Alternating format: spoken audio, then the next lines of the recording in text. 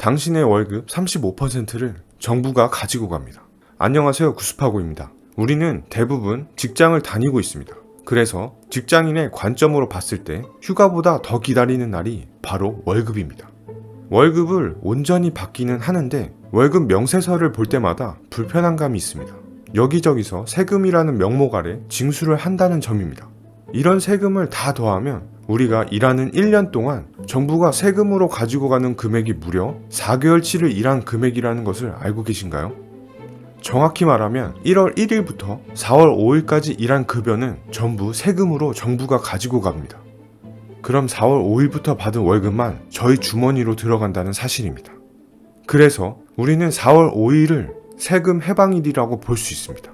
한국경제연구원에 따르면 근로자 월평균 임금은 2016년은 310만 원이었는데 2020년에는 365만 원으로 올랐습니다.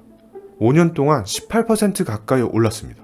그런데 같은 기간 근로소득세와 사회보험료는 39% 넘게 증가했습니다.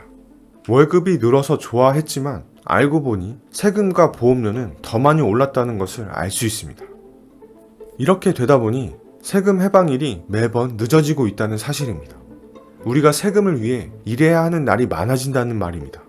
2017년의 경우 세금 해방일이 3월 26일이었는데 2022년에는 4월 5일로 5년 동안 무려 11일이나 증가했습니다. 365일 기준으로 세금 때문에 일하는 날이 무려 94일입니다. 그럼 내가 낸 돈들은 잘 쓰이고 있을까요? 정부가 가지고 가는 세금은 직접세와 간접세로 나눈다고 합니다. 직접세는 돈을 벌면 소득세를 냅니다. 부동산이나 자동차를 사면 취득세를 내고, 재산을 가지고 있으면 재산세를 내고, 부동산을 팔면 양도소득세를 내고, 부모가 모아둔 재산을 주면 증여세를 냅니다. 돌아가신 부모에게 재산을 물려받으면 상속세를 냅니다. 간접세는 본인도 모르게 세금이 붙어있는 것을 말합니다. 대표적인 것이 부가가치세입니다. 물건을 살 때 10%의 세금이 붙어 있습니다.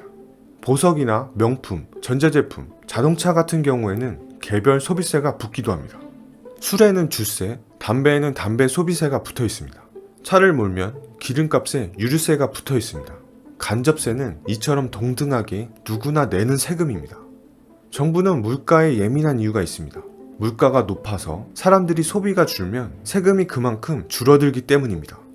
부동산 가격이나 주식이 폭락해서 시장에 사람이 없어서 거래량이 줄면 정부도 이득이 사라지게 됩니다. 그럼 모자른 세수를 채워야 하니 부채를 늘리게 되고, 물가가 오르는 것에 세금을 더 붙여서 오히려 물가가 더 오르게 됩니다. 이렇게 인플레이션은 자연스럽게 자본주의에 자리 잡게 되었습니다. 이런 상황에서 우리는 세금을 덜 내면서 인플레이션을 이길 수 있는 방법은 바로 절약입니다. 절약을 하면서 자산을 늘려 현금 흐름을 만드는 것이 중요한 이유입니다.